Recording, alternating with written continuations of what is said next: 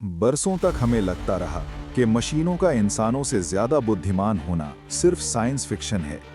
यहाँ तक कि एआई के गॉडफादर कहे जाने वाले जेफरी हिंटन भी यही मानते थे। लेकिन अब उनकी राय पूरी तरह बदल चुकी है। हिंटन ने गूगल जैसी दिग्गज कंपनी छोड़ दी सिर्फ इसलिए ताकि वे दुनिया को चेतावनी दे सकें कि आर्टिफिशियल इंटेलिजेंस अब एक खतरनाक मोड़ पर पहुंच चुका है। और वे अकेले नहीं हैं। हजारों एआई एक्सपर्ट्स मानते हैं कि अगर इसे कंट्रोल नहीं किया गया तो ये तकनीक परमाणु स्तर की तबाही भी ला सकती है। एलॉन मस्क जैसे लोग एआई के विकास पर अस्थायी रोक लगाने की मांग कर चुके हैं। डर की असली वजह एआई की ताकत नहीं बल्कि उसकी रफ्तार है।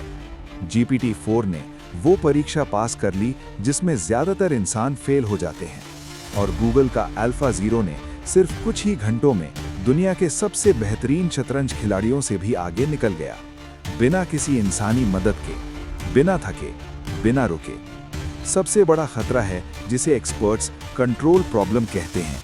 एक सुपर इंटेलिजेंट एआई वो काम 1 सेकंड में कर सकता है जिसे करने में सैकड़ों इंजीनियरों को सालों लग जाएंगे। और जब कोई सिस्टम हमसे लाखों गुना तेज सोचने लगे तो सवाल ये नहीं रहता कि वो क्या कर सकता है, सवाल ये बन जाता है क्या हम उसे रोक भी पाएंगे। कुछ लोग कहते हैं एआई के पास चेतना नहीं है इसलिए वो खतरनाक नहीं हो सकता, लेकिन सच्चाई ये है खतरा बनने के लिए चेतना जरूरी नहीं होती।